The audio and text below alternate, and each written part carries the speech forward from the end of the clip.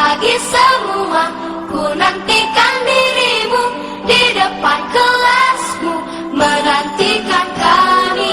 Guruku tersayang, guru tercinta, tanpamu apa jadinya aku, tak bisa baca tulis.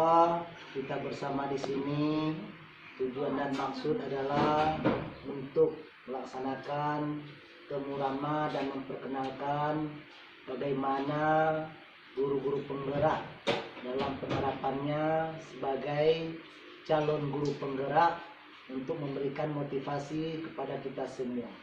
Dan kita berharap apa yang kita cita-citakan ini dalam keadaan kebajikan dan juga akan kita mendapatkan pahala yang baik pula. Amin. Ya Rabbal Alamin. Kemudian salam dan salam pada junjungan alam Nabi Muhammad SAW sebagai suri tauladan yang baik, maha guru, dan mencontohkan mulai dari dirinya, keluarganya, dan juga pada sahabatnya. Beliau itulah yang dikagumi oleh kawan dan lawan, baik secara terang-terangan maupun secara kelompok lainnya. Kawan-kawan semuanya yang dirahmati oleh Allah Subhanahu wa taala. Pada hari ini kita bersama di sini, tujuan dan maksud sesuai apa yang direncanakan oleh saudara-saudara kita sebagai calon guru penggerak untuk memberikan bimbingan kepada kita semua bagaimana budaya positif itu untuk kita laksanakan di sekolah kita yang kita cintai ini. Tujuan dan maksudnya adalah untuk mereka berbagi kepada kita bagaimana teori dan juga prakteknya diselaraskan sesuai dengan apa yang dicita-citakan oleh pemerintah. Yang sesungguhnya bahwa guru penggerak ini adalah sebagai motivator yang handal, yang berada di depan, dan juga telah diberikan berbagai macam ilmu pengetahuan oleh para ahli dan juga sebagai cara untuk mendidik yang baik, yang terampil dan berinovasi. Insya Allah pada hari-hari yang akan datang, masa-masa yang akan datang, SMA Negeri 2 Sinabang ini saya sebagai kepala sekolahnya memberikan motivasi kepada kawan-kawan semua untuk lebih giat, terutama bagi kita yang belum jadi guru penggerak, supaya kita untuk dapat mendaftar dan dapat mengikuti sebagaimana mestinya. Harapan kami sebagai kepala sekolah untuk masa yang akan datang, kita berharap semuanya guru yang ada di Sivitas Akademika SMA Negeri 2 Sinabang ini menjadi guru penggerak semuanya. Amin. Ya Rabbal Alamin. Kami persilakan kepada seluruh kawan-kawan untuk sesegera mungkin yang belum menjadi guru penggerak untuk sesegera mungkin mendaftarkan diri menjadi guru penggerak. Bagi guru penggerak yang ada pada saat ini, mari kita bersama untuk bergerak dalam artian untuk memberikan kepada mereka anak-anak, kita jadikan diri kita untuk berpikir dan berinovasi positif. Dan kita harapkan juga nanti suatu saat akan dapat kita petik hasil daripada apa yang kita didik saat ini. Sebagaimana kata ahli pendidikan mengatakan, janganlah engkau memberikan segala sesuatu itu yang sifatnya untuk tidak dimengerti. Tapi walaupun sedikit engkau sampaikan, yang kamu sampaikan itu membuat paham bagi mereka dan mereka dapat mempraktekkannya di dalam hidup dan kehidupan. Terima kasih, mohon maaf kalau ada kesalahan dan kehilafan. Assalamualaikum warahmatullahi wabarakatuh. Waalaikumsalam warahmatullahi wabarakatuh. Baiklah, selanjutnya kita akan mendengar pemaparan dari setiap calon guru penggerak tentang budaya positif. Kepada seluruh calon guru penggerak dipersilahkan dengan segala hormat. Assalamualaikum warahmatullahi wabarakatuh. Waalaikumsalam warahmatullahi wabarakatuh. Puji syukur sama-sama kita sampaikan kehadiran Nama Korsa telah memberikan kesempatan kepada kita sehingga kita dapat berkumpul sejenak di ruangan yang sangat sederhana ini. Di sini saya mohon izin kepada Bapak dan Ibu yang telah memberikan kesempatan waktunya untuk saya mempresentasikan bahan kami, yaitu budaya positif yang akan kita laksanakan di sekolah kita. Nah, di sini saya sudah membuat beberapa media saya yang ingin saya tampilkan.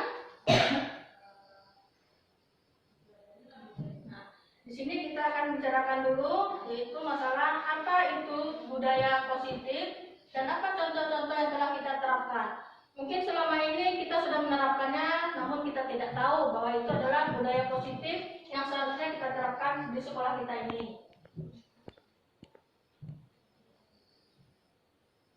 Nah, budaya positif di sekolah yaitu nilai-nilai dan kebiasaan-kebiasaan di sekolah yang berpihak pada peserta didik agar mereka dapat berkembang menjadi pribadi yang kritis, penuh hormat dan bertanggung jawab. Nah, Ibu kan sudah laksanakan ya selama ini ya? Iya. Nah, ini sudah kita laksanakan, sebenarnya kita tidak tahu bahwa itu adalah budaya positif. Nah, setelah kita menerapkan budaya positif itu, adakah perubahan yang terjadi pada sekolah kita? Kita lihat, sebenarnya sudah ada juga perubahan-perubahan yang terjadi itu. Nah, sebelum kita masuk ke perubahan apa yang telah terjadi sebenarnya setelah kita menerapkan budaya positif itu, di sini Ki Hajar Dewantara dia telah membuat filosofis pendidikannya. Yang pertama itu bukan tabula rasa. Yang kedua itu semua anak terlahir dengan bakatnya masing-masing, yaitu ada yang unik ya. Setiap manusia itu ada yang unik. Jadi tidak ada kekurangan sebenarnya pada anak didik kita. Lalu budi pekerti, semua anak didik kita memiliki budi pekerti yang baik. Hanya mereka belum tahu bagaimana mereka mengarahkan budi pekerti tersebut. Lalu tugas kita sebagai guru menuntun bakat tersebut agar anak tumbuh dengan selamat dan bahagia. Nah, guru ibarat petani, ya, anak ibarat biji jagung. Nah, maka seorang petani biasanya dia memilih benih supaya benih tadi tumbuh dengan subur. Jadi benih-benih tadi itu dipupuk, dijaga, dipelihara sehingga menjadi tumbuhan atau tanaman yang bermanfaat buat orang banyak. Nah, kita seperti itu juga membina anak-anak kita, mendidiknya, menuntunnya ke arah yang lebih baik. Lalu ada kodrat alam dan kodrat zaman. Nah, kodrat alam dan kodrat zaman ini kodrat yang dibawa setiap anak yang lahir ke dunia ini. Ada namanya kodrat alam. Kodrat alam inilah yang perlu kita kembangkan. Ya, lalu kodrat zaman. Nah, kodrat alam tadi yang dimiliki oleh setiap anak kita kembangkan menurut zaman sekarang. Ya, menurut zaman sekarang yang tidak lepas dari budi pekerti yang baik, yang positif. Jadi kita tidak bisa membebaskan anak-anak sesuai kemauannya. Tapi kita harus menuntun mereka, memantau mereka. Lalu berpihak pada anak. Kita selalu harus berpihak kepada anak, tapi bukan berarti kita juga membela anak semau anak itu. Kita harus membela dia atau menuntun berpihak kepada dia sesuai dengan budaya positif tadi.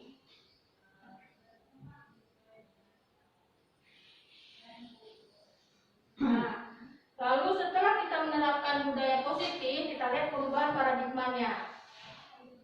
Untuk membangun budaya positif, sekolah perlu menyediakan lingkungan yang positif, aman, dan nyaman agar murid mampu berpikir, bertindak, dan menciptakan dengan merdeka, mandiri, dan bertanggung jawab.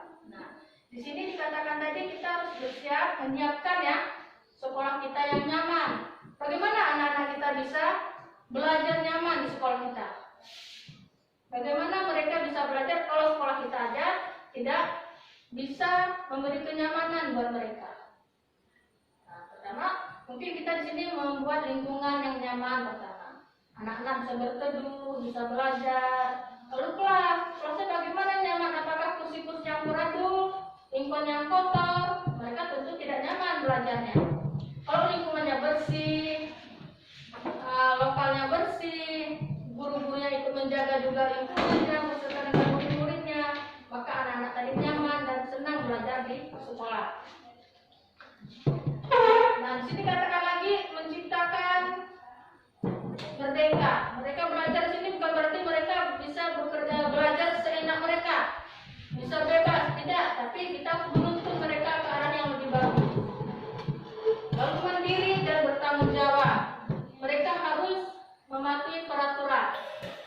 Lalu bertanggung jawab melaksanakan semua kegiatan-kegiatan sekolah sesuai dengan budaya positif.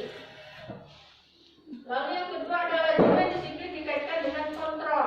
Dalam hal ini kontrol guru dapat menghadapi murid. Jadi guru memiliki kontrol atau namanya kalau di bahasa kita sehari-hari itu pembatas ya, jangkauan yang harus bisa kita jangkau sama murid. Apa yang bisa kita kontrol buat murid tadi biar mereka bisa belajar dengan nyaman, aman, dan merdeka belajarnya. Maka guru harus memiliki beberapa kontrolnya. Nah, di sini ada perubahan paradigma teori kontrol. Menurut ini, berikut ini paparan dari William Gesser dalam kontrol teori untuk meluruskan miskonsepsi tentang kontrol. Pertama, ada ilusi guru mengontrol murid. Yang kedua, ilusi bahwa kritik dan membuat orang merasa bersalah dapat menguatkan karakter. Lalu ada ilusi semua penguatan positif, efektif, dan bermanfaat. Selanjutnya, ilusi bahwa orang dewasa memiliki hak untuk memaksa. Nah, itu semua kita miliki sebenarnya. Itu adalah kontrol guru yang harus kita miliki sebenarnya.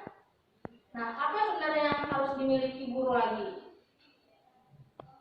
Nah, perubahan paradigma atau stimulus respon. Itu dari teori kontrol.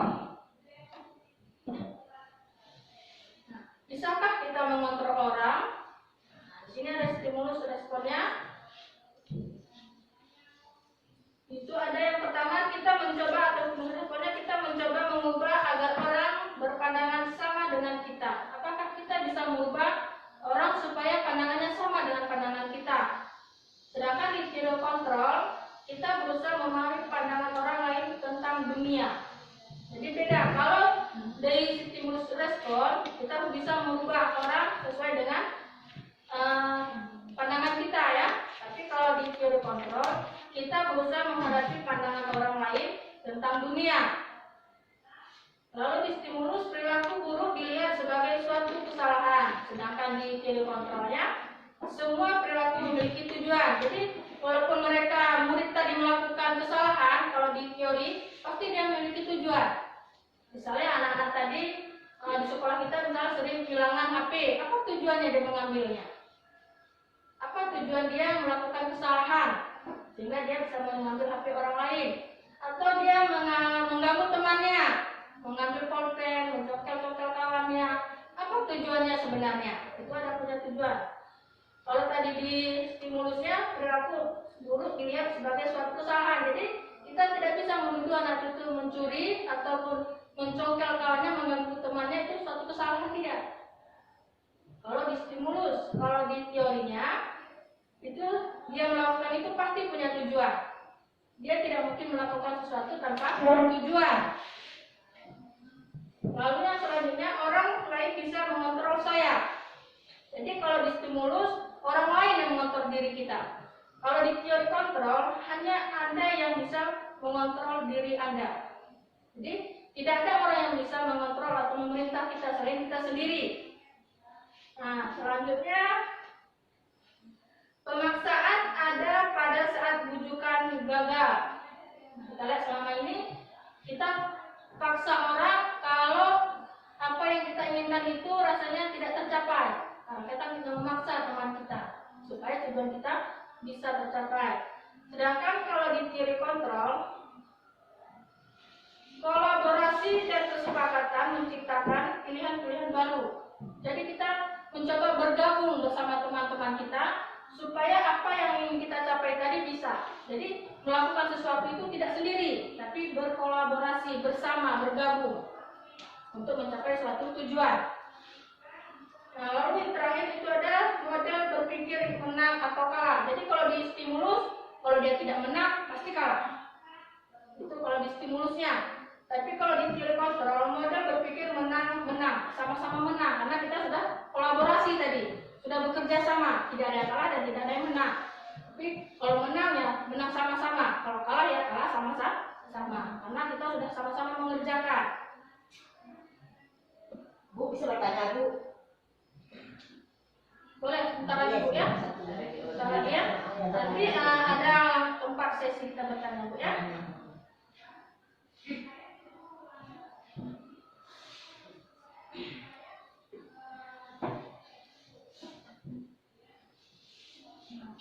Lalu kita lihat setelah kita ada teori tadi, lalu kita melihat lagi apa makna kata-kata disiplin.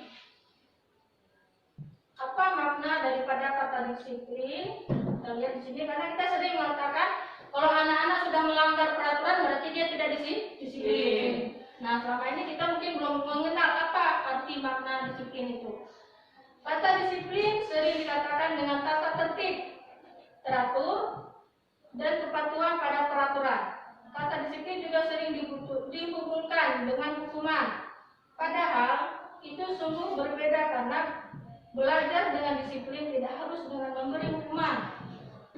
Justru itu adalah salah satu alternatif terakhir dengan dan kalau perlu tidak digunakan sama sekali. Nah, selama ini mungkin kita salah ya kata-kata disiplin itu, termasuk saya sendiri. Saya kadang-kadang juga memberi hukuman kepada anak-anak. Sebenarnya kita tidak perlu memberi hukuman. Nah, kita katakan kepada anak-anak, kamu kenapa pakai sepatu hitam, pakai sepatu putih? Peraturan sekolah kita kan sepatu hitam. Berarti kamu sudah melanggar disiplin. Ibu suruh kamu lari lapangan. Itu berarti hukuman. Nah, sebenarnya kata disiplin itu tidak boleh kita memberi hukuman. Ya, mungkin saya dan ibu juga mungkin sering selama ini salah memberi kata-kata makna dari kata-kata disiplin. Disiplin itu sebenarnya kita tidak boleh memberi hukuman kepada anak-anak, tapi kita memberi konsekuensi.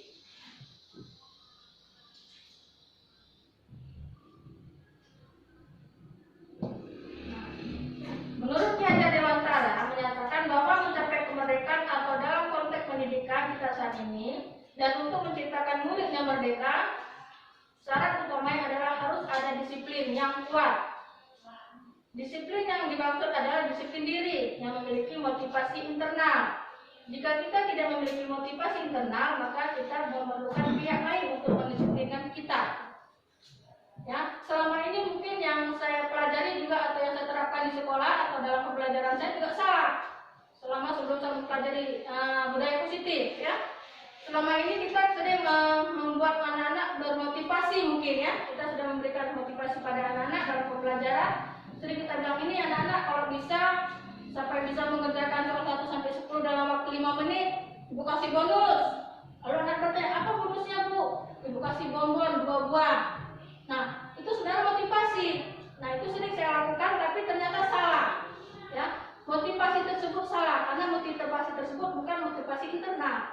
Itu eksternal. Dia mengerjakan soal itu atau mengerjakan tugasnya cepat karena ingin memiliki bonbon tadi, mendapat bonbon. Ternyata itu salah. Jadi, motivasi yang harus timbul sebenarnya pada diri anak itu motivasi internal. Misalnya dia mengerjakan tugas ini karena dia ingin pintar.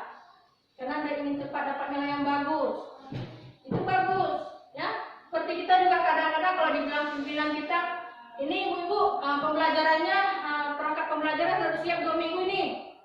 Kalau nggak siap dalam minggu ini, nanti kena hukuman, kena sanksi. Nah, kita siapkan dalam 2 minggu tuh. Kenapa? Karena tadi kan kepala sekolah mengatakan dapat sanksi. Karena kita tidak mau dapat sanksi, kita kerjakan. Itu kan motivasi tidak baik. Sebenarnya kalau kita ingin baik, ingin bagus, tanpa kita takut dengan hukuman atau sanksi yang diberikan kepala sekolah. Itu motivasi yang tidak baik, itu motivasi dari internal, dari eksternal ya. Nah, kan motivasi internal tadi kalau kita sebagai guru menyiapkan perangkat pembelajaran kita sesuai dengan jadwal yang ditetapkan kepala sekolah, kita cepat siap, itu adalah motivasi internal kita. Oh, saya siapkan ini karena buat saya. Butuh buat saya untuk mengajar ke lokal. Maka sebelum saya mengajar ke lokal, saya siapkan semua perangkat pembelajaran saya. Karena tanpa perangkat pembelajaran di lokal nggak siap, maka saya nggak bisa melaksanakan pembelajaran. Nah, itu adalah motivasi internal. Nah, selanjutnya, nah di sini ada teori motivasi perilaku manusia. Nah, saya katakan tadi sini ada motivasi eksternal ya. Ada motivasi internal di sini. Seperti Bapak Ibu lihat di sini. Nah, di sini dikatakan motivasi eksternal di sini ada untuk menghindari ketika kenyamanan atau hukuman eksternal. Apa yang akan terjadi apabila saya tidak melakukannya? Ini motivasi eksternal. Lalu yang kedua, untuk mendapatkan imbalan dari orang lain atau institusi. Pertanyaannya, apa yang akan saya dapatkan apabila saya melakukannya? Seperti tadi, kita melakukan sesuatu ingin mendapat imbalan. Nah, kita itu yang tidak bagus ya, motivasi yang kurang bagus. Lalu untuk menghargai diri sendiri, menjadi insan sesuai dengan harapan kita. Saya akan menjadi orang yang seperti apa bila saya melakukannya. Nah, motivasi internal tujuan disiplin positif inilah yang harus kita kembangkan atau yang harus ada pada diri kita. Jadi kita setelah saya mengerjakan tugas ini, seperti apa bila saya melakukannya kan? Saya akan menjadi orang yang seperti apa apabila saya melakukannya. Berarti kita menjadi orang yang bertanggung jawab. Tanpa ada embel-embel lain, saya mengerjakan ini karena saya ingin dapat pujian dari teman-teman supaya cepat selesai, saya pasti dipuji nanti. Itu tidak bagus, ya. Itu namanya motivasi eksternal, ya. Kita mengharapkan sesuatu imbalan atau kita mengharapkan sesuatu pujian. Kita selama ini sering kalau mengajar di kelas biasanya sering, misalnya, ini kamu udah bisa, tak bagus kamu ini, tidak seperti si A, kurang perhatian, kurang memperhatikan lebih menerangkan. Itu tidak boleh saudara kita ucapkan di dalam lokal, karena itu bisa menimbulkan menimbulkan perasaan lain nanti pada murid yang lain. Dia merasa misalnya si Ani merasa minder dengan si Ahmad misalnya, karena si Ahmad lebih pintar, si Ani telat selalu, sehingga dia merasa minder.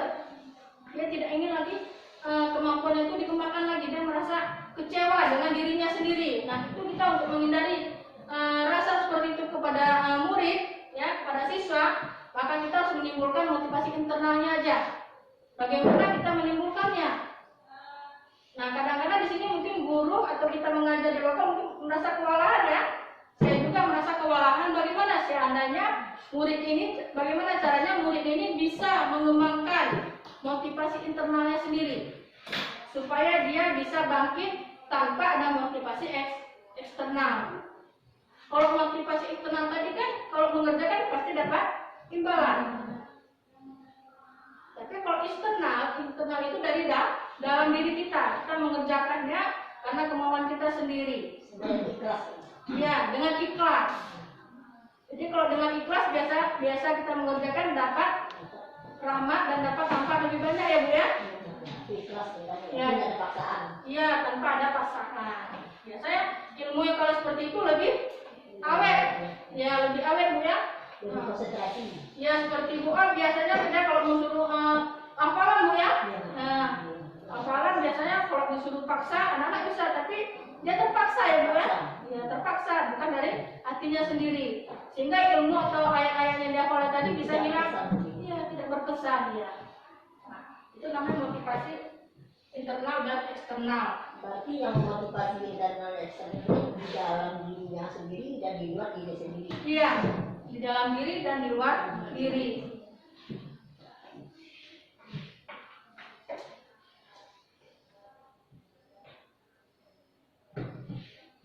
Nah, ini dia. Nah, bagaimana kita bisa membangkitkan motivasi tadi bisa berjalan dengan bagus, dan bagaimana budaya positif ini bisa diterapkan di sekolah. Nah, pertama kita harus membuat dulu yang namanya peraturan kelas, ya, peraturan kelas. Biasanya peraturan ini kita kan sering sebut dengan atau tertib, kalau dilanggar pasti dapat hukuman. Nah, di sini kita ubah.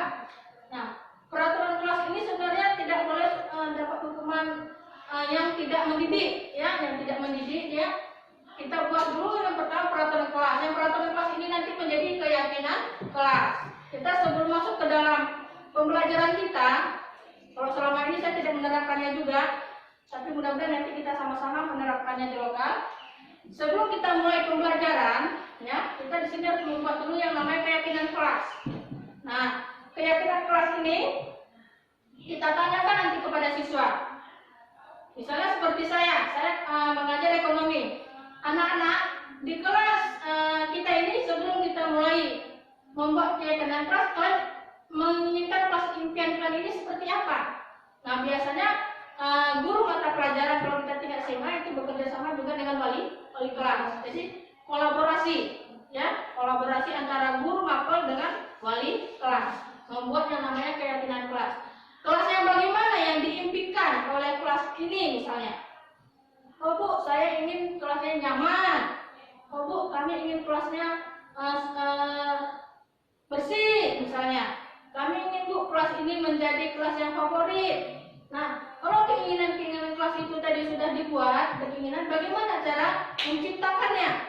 Kalau kelasnya ingin bersih, berarti menciptakannya menjaga kebersihan, ya, menjaga kebersihan. Jadi kita guru mapel bekerja sama dengan wali kelas nanti menerapkan membuat keyakinan kelasnya pertama nanti menjaga kebersihan, tapi tanpa embel-embel yang disebut namanya dilarang membuang sampah itu tidak perlu.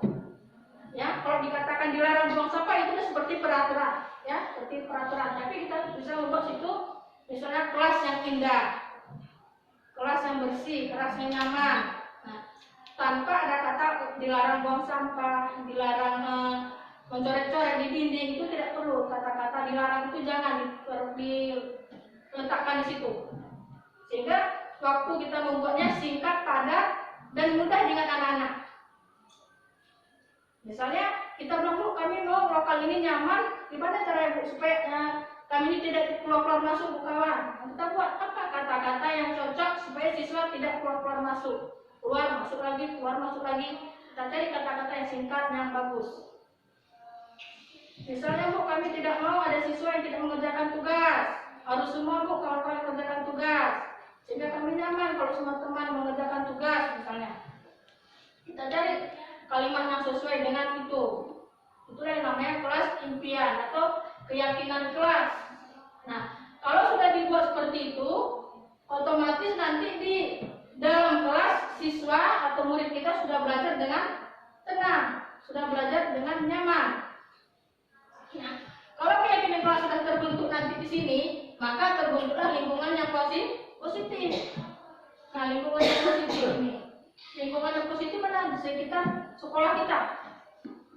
Tidak ada siswa yang buang sampah sembarangan lagi. Mereka telah, karena dia ingat tadi, oh ini keyakinan kelas saya tadi menjaga lingkungan bersih. Berarti buang sampah di tempatnya. Lalu setelah tercipta lingkungan positif, dengan sendirinya siswa-siswa kita nanti terbiasa.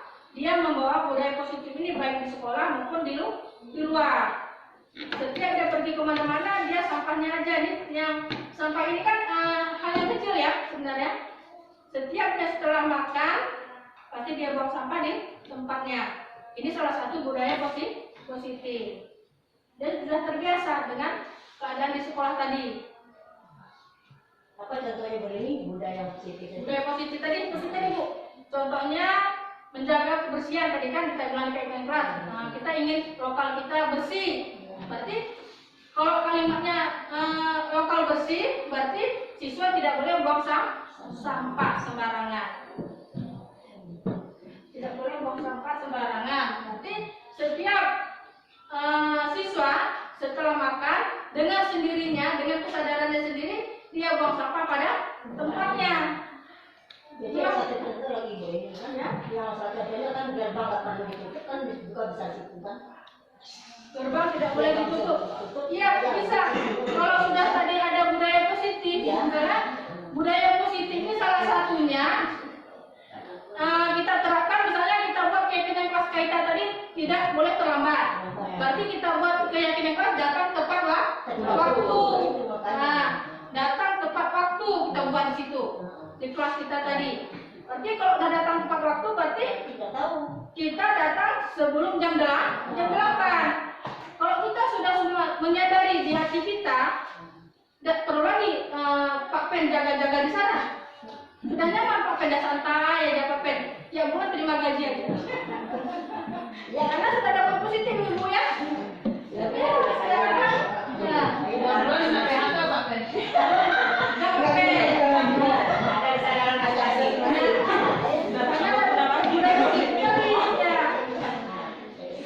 Ya, itu salah satunya juga Bu. Iya, Bu. Positif. Jadi nggak susah kalau udah yakin, ada keyakinan kita tadi, keyakinan kelas tadi, budaya positif itu nggak capek-capek lagi sebenarnya. Iya, datang tepat waktu. Ada lagi Bu? Ada yang mau bertanya? Ada pertanyaan. Tadi ada Ibu terangkan masalah filosofi pendidikan di hadapan Dewan Kalah. Iya. Itu saya lihat tadi pada poin keempat. Tadi sudah Ibu sampaikan yang mana apabila tanaman tumbuh subur Iya. harus diberikan pupuk. Iya. Nah, yang menjadi pertanyaan saya, apabila tanaman ini kita pupuk, kemudian yang gersangnya tanahnya, bagaimana cara kita supaya tanaman subur, kemudian tanah bisa menerima tanaman tadi yang sudah kita pupuk? Iya. Nah, ini kan seperti keadaan di sekolah kita, Bu ya. Ya. Siswa ini ada memang dia yang bibitnya unggul, ada bibitnya yang biasa-biasa saja. Ada lagi bibitnya di bawah rata. Ya seperti Bu Rena bilang. Nah, yang Bu Ar maksud ini yang di bawah rata-rata ya Bu ya. Ya. Nah, dia kurang bagus bibitnya. Lalu tanahnya juga kurang bagus. Nah, inilah tugas kita bagaimana cara menuntun mereka supaya bisa juga seperti yang lain, bisa subur, bisa tumbuh, bisa bermanfaat buat orang lain. Nah, tugas kita di sini bagaimana kita mencari kodrat anak itu tadi, bagaimana kodrat alamnya, bawaannya tadi. Karena kita kan ini masing-masing unik ya, siswa kita semuanya unik-unik. Nah, kodrat alamnya dia misalnya kurang di satu sisi apa Bu misalnya, kalau menurut Ibu? Dalam ruangan kelas itu seperti Ibu ceritakan tadi, nah nggak ada minat, kemudian ada minat, kerjanya keluar masuk. Ya. Jadi kapan bisa tanah itu subur, kan gitu. Jadi bagaimana ada kebetahan anak-anak di dalam ruangan, cara kita itu bagaimana supaya mereka bisa menjadi tanamannya subur. Iya. Bagaimana cara kita supaya bibit ini tumbuh ya subur ya? Iya. Nah, dikatakan tadi di sini kita ibaratnya petani. Nah, si murid atau siswa adalah bibit. Nah, bibit ini tadi kurang bagus. Nah, sebentar keluar masuk, kurang bagus. Bagaimana cara kita mencari celah apa sebenarnya keinginan anak ini? Ada anak, nanti saya jelaskan juga nanti sambungannya. Ada anak yang butuh kasih sayang. Ada anak yang memang kasih sayangnya penuh. Ada anak yang rada-rada kadang sayang, kadang enggak. Itu ada Bu ya. Ada anak yang mungkin orang tuanya broken home. Nah, itu imbasnya kepada anak-anak. Nah, tugas kita di sini menuntunnya mencari dia, apa keinginan dia. Kalau dia keluar masuk sebentar kita tanyakan. Nah, apa kita? Di sini kita ada 5 kontrol guru nanti Bu ya. Ada 5 kontrol guru kita di sini nanti ada sebagai manajer, sebagai teman, sebagai apa lagi?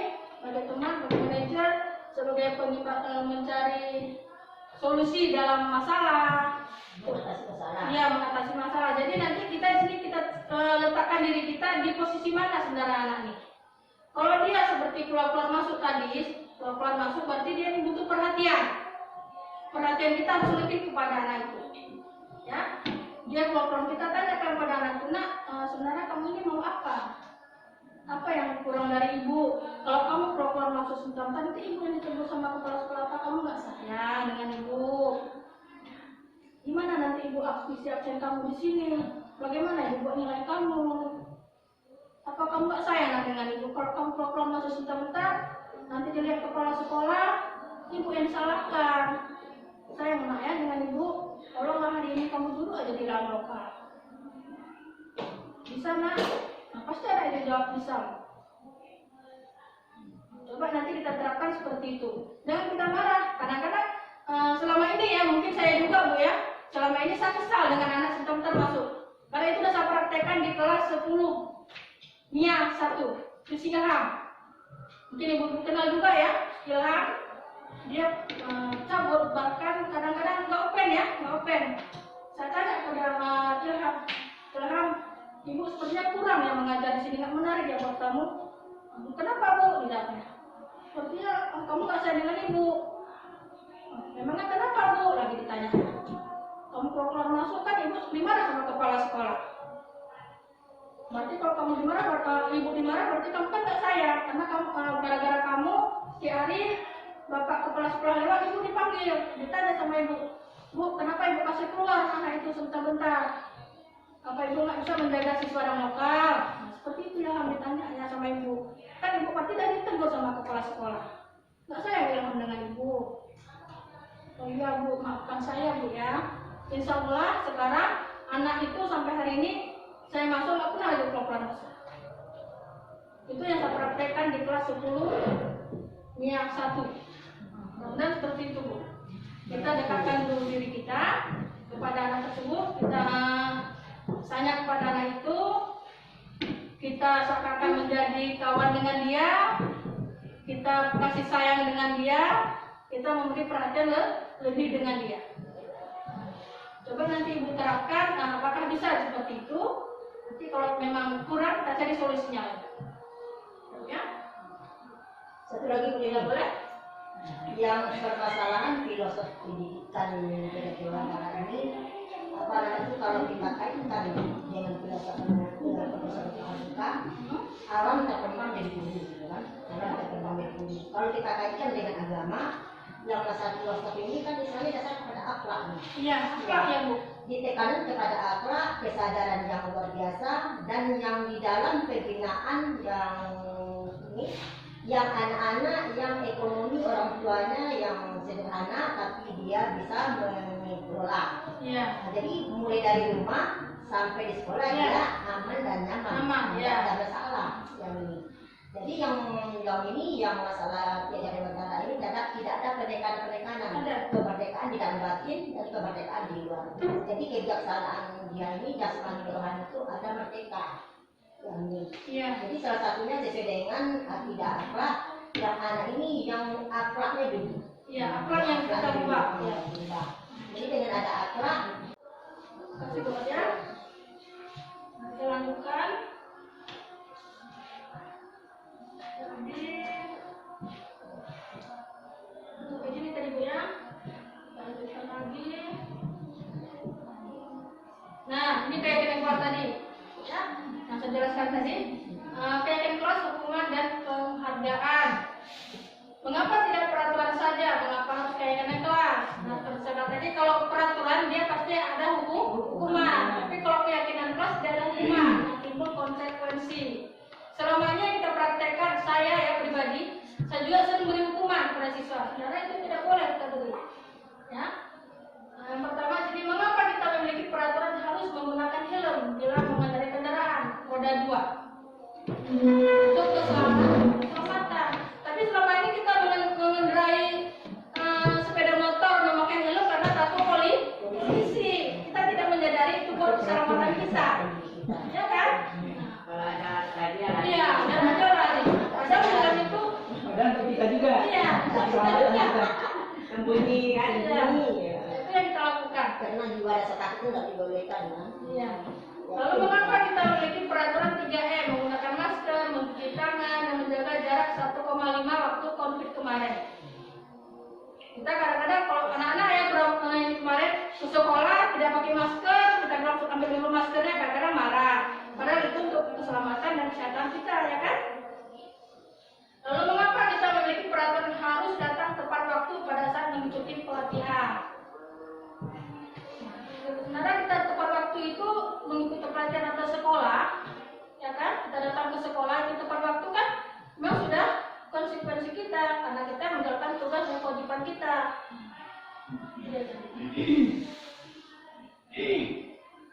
Berarti kesadaran dari sini. Iya, kesadaran, Bu. Nah, keyakinan ikhlas adalah nilai kebajikan atau prinsip-prinsip universal yang disepakati bersama secara universal, lepas dari latar belakang suku, negara, bahasa maupun agama. Menurut Gossen, suatu keyakinan akan lebih memotivasi seseorang dari dalam intrinsik, dari dalam kita. Intrinsik. Nah, seseorang akan lebih semangat untuk menjalankan keyakinannya daripada hanya sekedar mengikuti serangkaian peraturan. Nah, selama ini kalau kita terapkan keyakinan kelas, anak-anak kadang-kadang takut dihukum. Padahal keyakinan kelas ini sebenarnya tidak boleh memberi hukuman, ya. Itu salah kita selama ini. Bukan keyakinan kelas. Keyakinan kelas bersifat abstrak daripada peraturan yang lebih rinci dan konkret. Keyakinan kelas berupa pernyataan-pernyataan yang universal, umum, atau universal itu ya. Pernyataan kelas senantiasa dibuat dalam bentuk positif. Keyakinan kelas sebenarnya tidak terlalu banyak sehingga mudah diingat dan dipahami. Jadi kita tidak boleh membuat peraturan kelas itu panjang sekali, sehingga anak-anak nanti susah mengingatnya. Ya, susah dia mengingatnya. Tapi singkat dan padat itu anak bisa mengingat. Semua warga kelas sebaiknya ikut berkontribusi dalam membuat keyakinan kelas lewat surat pendapat. Jadi kita kasih lembaran-lembaran nanti, kertas-kertas tuh kita lemparkan di depan. Apa yang mereka inginkan buat kelas mereka, itu caranya. Lalu bersedia meninjau kembali keyakinan kelas dari waktu ke waktu. Jadi setelah kita buat keyakinan kelas bersama, kita tinjau apakah sesuai ataukah dijalankan nggak keyakinan kelas itu. Nah, ini peraturan. Peraturan, lalu ada keyakinan kelas, nilai kebajikan yang dituju. Selalu kembalikan buku ke tempatnya. Ini kan peraturan, Bu, ya. Kalau dikatakan selalu kembalikan buku ke tempat, itu peraturan. Tapi kalau di kelas kita buat itu tanggung jawab, mudah, singkat. Lalu dilarang mengganggu orang lain. Itu menghormati orang lain dan diri sendiri. Hadir di sekolah 15 menit sebelum pembelajaran dimulai.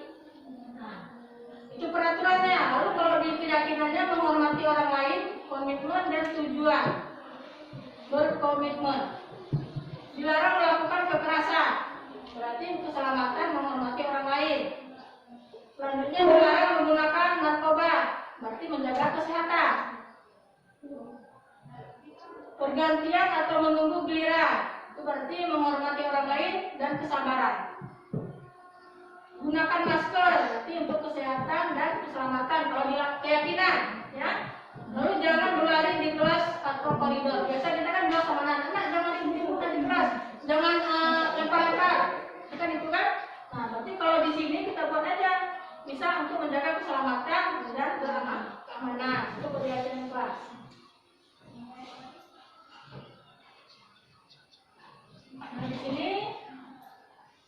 Nah, di sini ada kemarin kami membuat itu beberapa buah contoh penerapan nomor keyakinan kelas. Itu pertama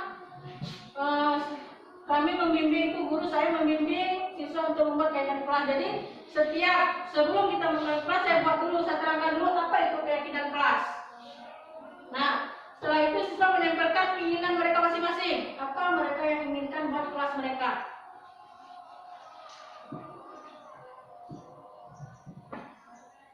Nah, setelah mereka menempelkan, mereka dulu menempelkan kelas untuk dilanjutkan kesepakatan kelas.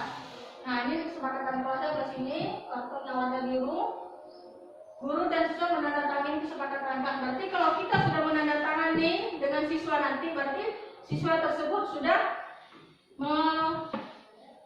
menjalankan keyakinan kelas kita tadi. Berarti kalau dia melanggarnya, berarti dia ada konsekuensinya. Misalnya siswa tadi terlambat, contohnya Bu ya, misalnya siswa terlambat, jangan lagi kita suruh keluar siswa tersebut, biarkan dia masuk. Kita bilang tadi Fani, kamu tadi terlambat nak ya? Iya Bu, saya tadi terlambat karena telah bangun. Ya, apa konsekuensi kelas kita Ini kalau terlambat dalam kegiatan kelas kita, ya Bu, saya tadi terlambat 10 menit Bu. Berarti saya nanti jam istirahat saya kerjakan tugas saya di kelas selama 10 menit. Oh iya. Nah itulah konsekuensinya. Jangan kita suruh udah terlambat berlari lagi anak-anak tua. Berlari 10 kali keliling lapangan. Ya, itu salah. Itu namanya hukuman, bukan konsekuensi. Nah itu kan yang selama ini kita lakukan itu. Udah terlambat, kita suruh lari anak sampai 10 kali. Akhirnya dia sudah berkeringat, bersama-sama belajar lagi. Kalau sudah terlambat, disuruh pulang gimana solusinya tuh? Itu tadi konsekuensi kita. Berarti kalau kita terlambat, berarti kita punya konsekuensi sendiri kita di ruangan guru. Nah, itu nanti kita buat juga boleh. Itu ada Ya, konsekuensi kita sekolah kan? Kalau itu dalam ruang sekolah. Nah, ini beda hukum dan dihukum oleh penghargaan. Pengaruhnya kalau hukuman ini Bu, pengaruh jangka pendek dan jangka panjang. Biasa kalau kita kasih hukuman anak-anak itu ingat ya seumur hidupnya. Saya pernah ingat itu Bu, karena saya juga merasa dihukum dulu. Dihukum, tapi hukumnya memang aneh. Saya yang nggak mengerjakan, saya dihukum. Itu dihukum, dipukul telapak tangan ini. Saya tidak bisa bertanggung jawab melaksanakan tugas saya mengajarkan teman saya waktu SMA akuntansi 4 orang tersebut ke depan tidak bisa, saya yang dihukum, dipukul pakai roll kayu sampai sekarang saya ingat. Nah itu hukuman. Kalau hukuman itu kita seumur hidup kita pasti kita ingat. Iya, tapi kalau konsekuensi tidak itu hanya sebentar aja ingat kita. Itu beda hukuman. Lalu penghargaan menghukum. Nah penghargaan menghukum. Ya, penghargaan hukum ini juga pasti kita ingat, ya kan? Lalu ada lagi penghargaan mengurangi ketepatan. Lalu ada penghargaan tidak efektif, penghargaan merusak hubungan. Ya, bagaimana yang dikatakan penghargaan merusak hubungan? Nah, kadang-kadang kita memberi penghargaan pada anak-anak. Kita katakan, bagus kamu Ani, kamu pintar, memang kamu yang paling pintar di lokal ini. Itu merusak sebenarnya. Sudah kita hargai anak-anak ini, akhirnya di samping itu dia merusak ya.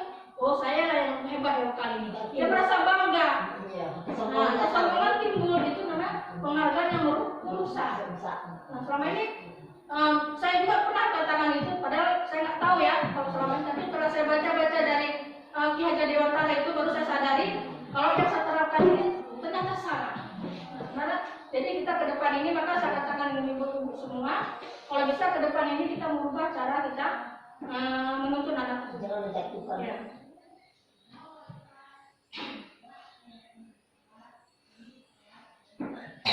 Nih, nah lalu ini ada tindakan guru. Ini nanti pilih hukuman atau konsekuensi. Mencatat 100 kali di dalam buku kalimat.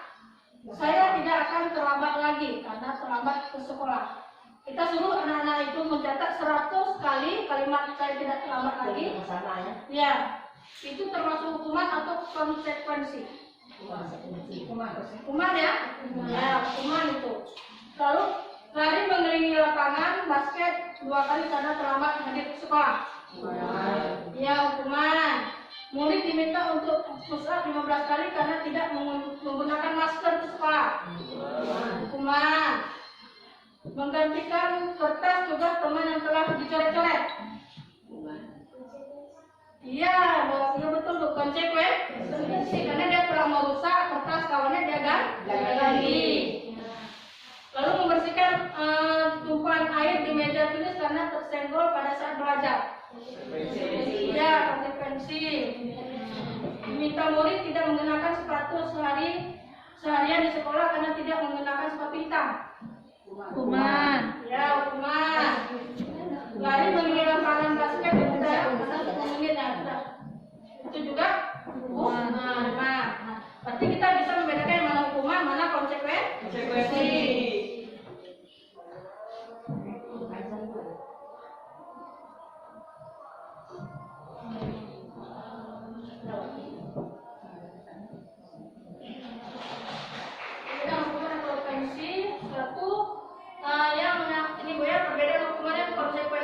Pertama hukuman sesuatu yang menyakitkan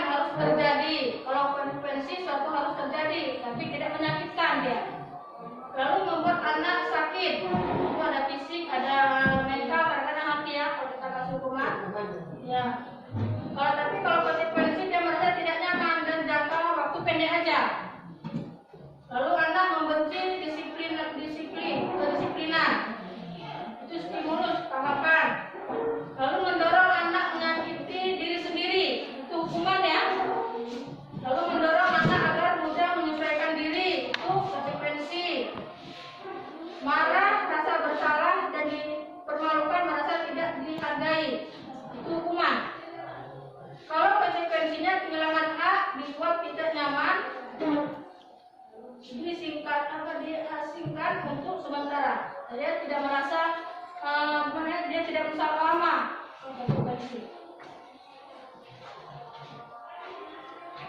Nah, ini kebutuhan dasar tadi yang dikatakan kalau anak terlambat bagaimana? Kita tanya dulu kenapa dia bisa terlambat. Kalau anak-anak tadi, karena di sini kita manusia memiliki kebutuhan dasar manusia, ya. Ada di sini pertama kebutuhan kebebasan, lalu kesenangan, cinta atau kasih sayang, lalu penguasaan. Ini kebutuhan dasar kita.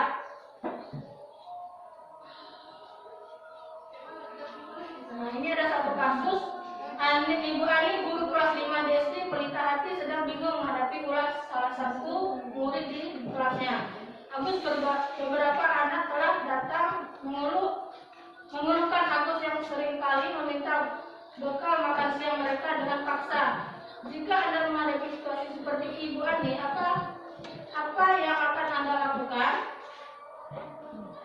Menurut Anda kira-kira apa alasan Agus melakukannya? Nah, kita lihat tadi kebutuhan dasar tadi.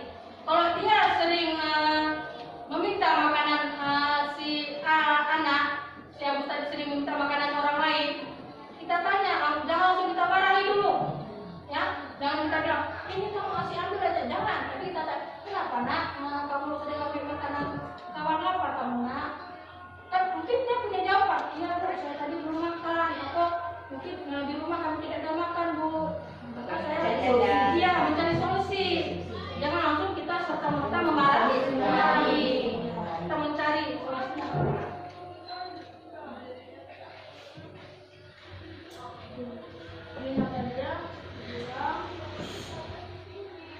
Nah, ini ada 5 posisi kontrol yang harus kita laksanakan. Nah, kita lihat aja langsung videonya sebentar. Apa itu saudara? 5.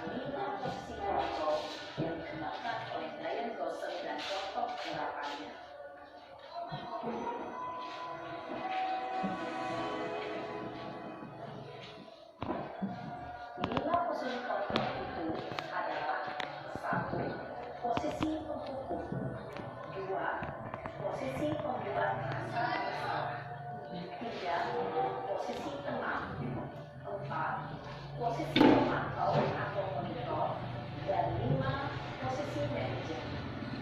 Untuk lebih memahami kelima posisi tersebut, mari kita saksikan kasus Naren yang terlambat hadir 2 minggu di sekolah dan melihat bagaimana kelima posisi kontrol dalam menghadapi masalah tersebut.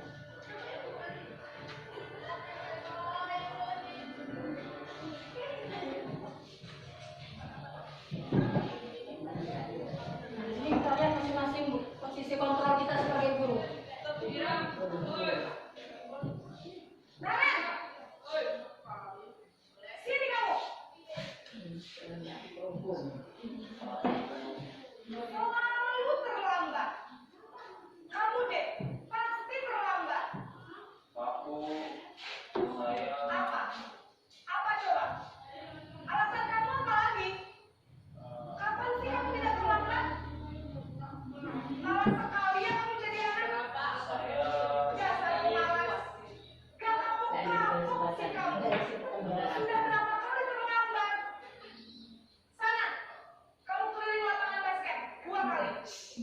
Apa saya harus dari lapangan basket, Bu? Kenapa? Kamu lawan ibu. Berani-beraninya jawab. Sudah terlambat, masih berani jawab pula. Jadi bagaimana ini? Sekarang, keliling lapangan basket 5 kali sekalian. Biar kapok. Cepat. Pergi sana ke lapangan basket. Posisi pemukul biasanya berbicara dengan nada tinggi. Pemukul tadi Bu. Nada tinggi. Ya, pemukul nada tinggi. Dan memang bisa berupa fisik maupun psikis. Ibu dan bapak guru hebat. Dampak yang terjadi pada murid ketika guru berada pada posisi pemukul adalah murid cenderung akan memberontak, bahkan berupa dendam.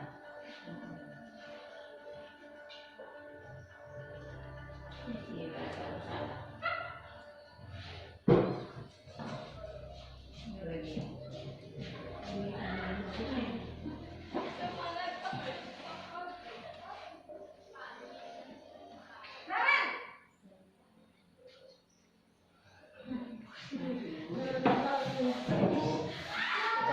Naren! Kamu kenapa terlambat lagi, nak? Ya Tuhan, Naren. Kamu senang ya bikin ibu susah ya? Kalau kamu terlambat lagi, nanti ibu yang ditegur bapak kepala sekolah, nak. Disangka ibu tidak bisa membina kamu. Duh, gimana ini? Maaf, Bu. Duh, Gusti Naren. Kamu suka ya kalau ibu ditegur bapak kepala sekolah? Terus, sekarang ibu harus tulis apa ini di buku absen? Ini kamu sudah sering terlambat loh. Ibu harus apa coba? Maaf, Bu. Maaf sekali. Ya sudah, lain kali jangan bikin ibu susah lagi ya nak ya. Ibu tidak akan kuat lagi kalau kamu begini terus. Bisa jantungan kalau ibu tegur bapak kepala sekolah. Sana cepat ke kelas. Maaf ya, Bu. Maaf sekali. Dia merasa bersalah kan anak tadi? Posisi pembuat rasa bersalah berbicara dengan nada tenang, cenderung lembut.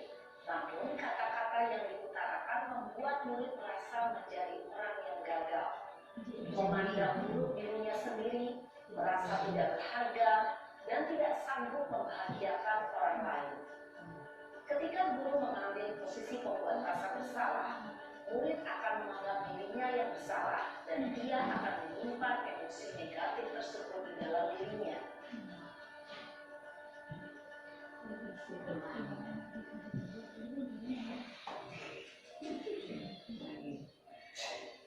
Yang B lagi.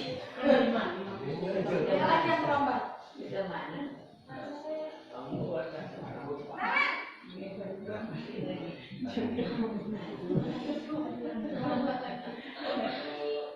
Wah, sudah jam berapa ini nak?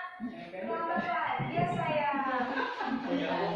Habis ibu saya lupa bangunkan saya, Bu. Kamu malah menyalahkan ibu kamu. Kamu bukannya anak yang larinya paling kencang. Kok terlambat sih? Iya, Bu. Saya memang terlambat banget tadi. Jadi, biarpun saya lari kencang, tetap gak kencang. Terlambat ya. Ya sudah sana. Nanti lain kali larinya lebih kencang lagi ya. Biar gak terlambat lagi. Bikin seneng ibu. Demi ibu. Bisa kan? Bisa lah, Bu. Ya sudah sana. Kita beresin urusan absen kamu. Kamu ini ada les jam. Dalam posisi teman, guru berbicara dengan nada suara ramah, akrab, cenderung bersenda gurau untuk menjaga suasana tetap santai. Murid akan merasa senang, aman, dan akrab dengan guru. Identitas yang tercipta adalah identitas sukses atau berhasil. Namun, perlu diingat, karena ini masih dorongan eksternal, maka ada faktor ketergantungan dari murid kepada orang tertentu. Di sini, guru absennya, sehingga di lain waktu, murid bisa berperilaku baik, namun hanya kepada orang-orang tertentu saja.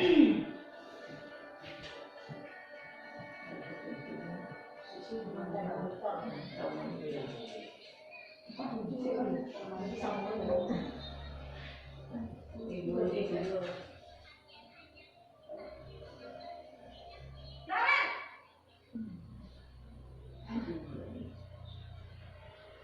Selamat pagi Bu.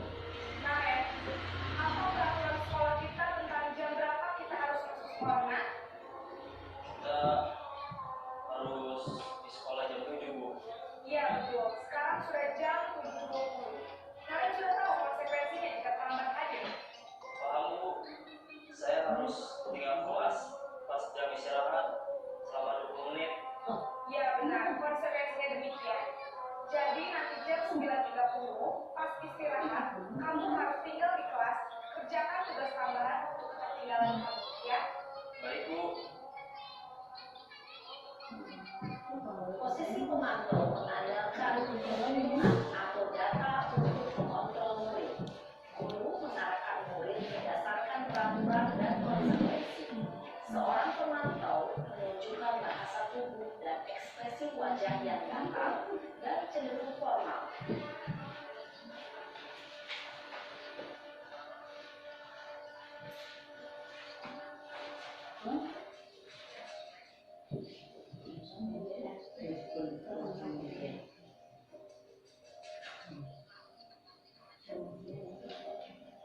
Naren,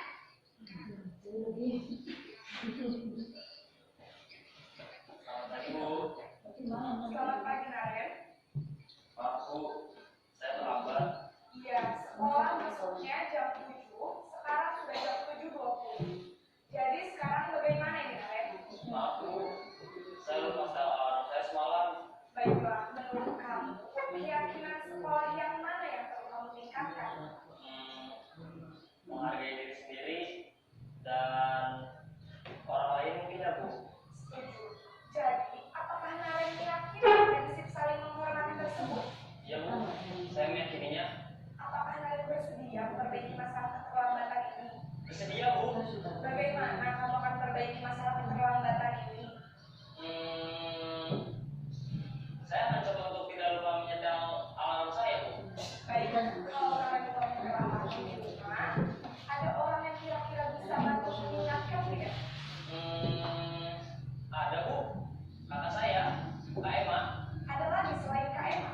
Selain Kak Emma, ada ibu saya. Baik, jadi yang mengingatkan Naren adalah Kak Emma dan ibu kamu ya. Kira-kira akan mulai start alarm kapan nih Naren? Setelah pulang sekolah, akan segera saya lakukan. Baik, jadi Naren akan setel alarm untuk bangun besok pagi dan akan diingatkan oleh kakak dan ibu dan Naren ya. Ada lagi yang mungkin perlu dilakukan Naren agar tidak terlambat bangun lagi. Tidak ada Bu. Baik Naren, terima kasih untuk kerjasama kamu. Sekarang kamu perlu kembali ke kelas untuk belajar. Baik Bu, terima kasih. Posisi manajer adalah posisi kontrol yang disarankan untuk membimbing murid memiliki sikap disiplin yang positif, yaitu murid yang mandiri, bertanggung jawab, dan dapat memecahkan masalah.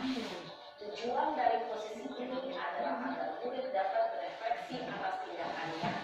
Guru akan lebih tulus memberikan pertanyaan-pertanyaan bermakna, sehingga membuat murid dapat belajar dari kesalahannya dan mencari sebuah solusi untuk menyelesaikannya. Ibu dan bapak guru hebat, setelah mengamati adegan kelima posisi kontrol tadi, kira-kira posisi mana yang paling ideal? Posisi mana yang dapat menunjang motivasi intrinsik murid? Ya, tentu posisi manajer. Posisi ini memang posisi ideal yang perlu dituju setiap pendidik. Pada posisi inilah, guru dapat menerapkan disiplin positif dan berpihak pada murid, yang memerdekakan murid. Perjalanan seorang pendidik tentunya tidak mudah untuk sampai pada posisi seorang manajer. Namun, tujuan kita pasti, yaitu menciptakan murid-murid yang mandiri, merdeka, dan bertanggung jawab. Semoga penggambaran 5 posisi kontrol yang telah diperlihatkan ini dapat menjadi ajang refleksi bagi kita semua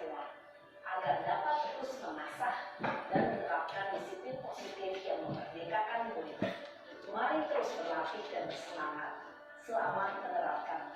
Salam dan bahagia Ibu dan Bapak Guru. Hebat. Inilah tadi 5 posisi kontrol kita sebagai guru. Nah, di sini kita pilih yang mana yang lebih dominan yang kita miliki, yang sering kita terapkan pada siswa. Nah, nanti ibu-ibu juga bisa kita belajar perlahan-lahan, pelan-pelan, mana yang bisa kita gunakan untuk kita terapkan pada sekolah kita. Lalu ini ada restitusi. Restitusi adalah proses penciptaan kondisi bagi murid untuk memperbaiki kesalahan mereka sehingga mereka bisa kembali pada kelompok mereka dengan karakter yang lebih kuat. Ini restitusinya.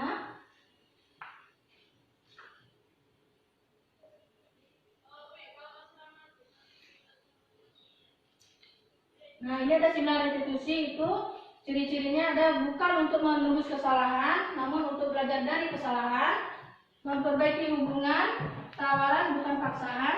Restitusi menuntut untuk melihat ke dalam diri. Restitusi mencari kebutuhan dasar yang mendasari tindakan. Lalu selanjutnya restitusi diri adalah cara paling baik untuk memperbaiki diri. Restitusi fokus pada karakter bukan tindakan. Lalu restitusi fokus pada solusi. Lalu yang terakhir restitusi mengembalikan murid berbuat salah pada kelompoknya. Jadi setelah mereka berbuat salah, kita tidak menghasilkannya ya, tapi kita mengembalikan kepada kelompoknya. Saya ada membuat beberapa restitusi atau perilaku ini. Ada contohnya di sini. Nah, ini saya lakukan pada 2 siswa. Yang satu sering datang terlambat atau ke dalam kelas, yang satu lagi ini banyak alfa. Jadi dia sering tidak datang dan yang satu sering terlambat.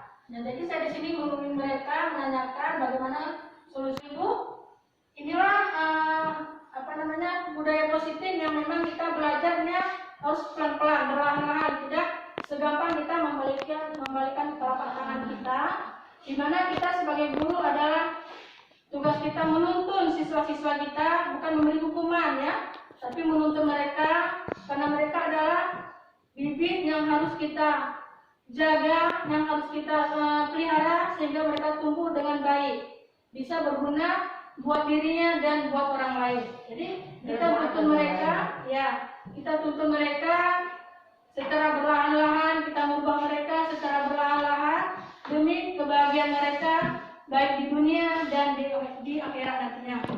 Nah, hanya sampai di sini materi yang bisa saya sampaikan kepada ibu masalah budaya positif. Mudah-mudahan nanti bisa kita terapkan bersama-sama dalam pembelajaran kita ke depannya.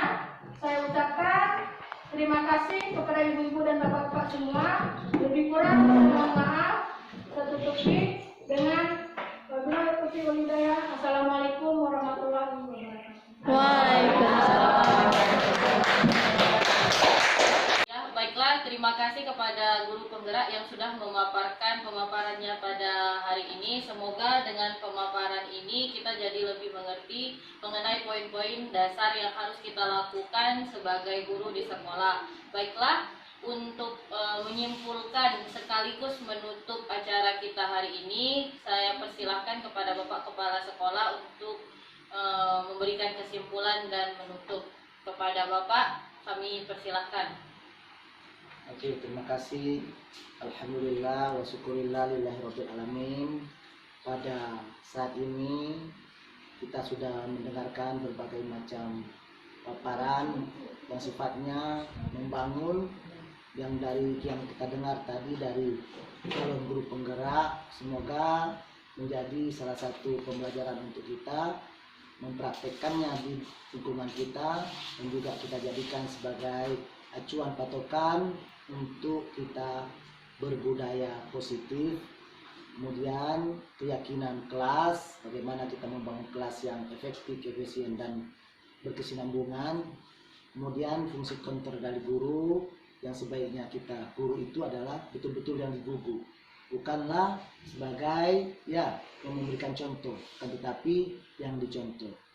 Kemudian yang terakhir adalah restitusi. Restitusi ini berjiwa besar.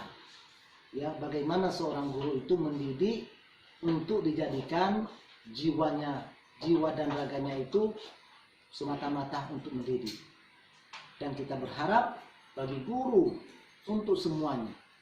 Di masa yang akan datang, semoga kita budaya positif, keyakinan kelas, fungsi kontrol, restitusi ini menjadi salah satu ya rel untuk kita membangun jalan menuju kesuksesan.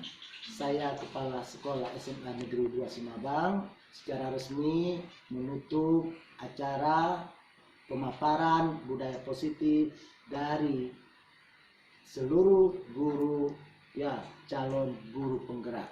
Semoga Allah merahmati kita semua dan kita berada dalam keadaan sehat walafiat. Amin ya rabbal alamin. Assalamualaikum warahmatullahi wabarakatuh. Mengerti banyak hal guruku, terima kasih.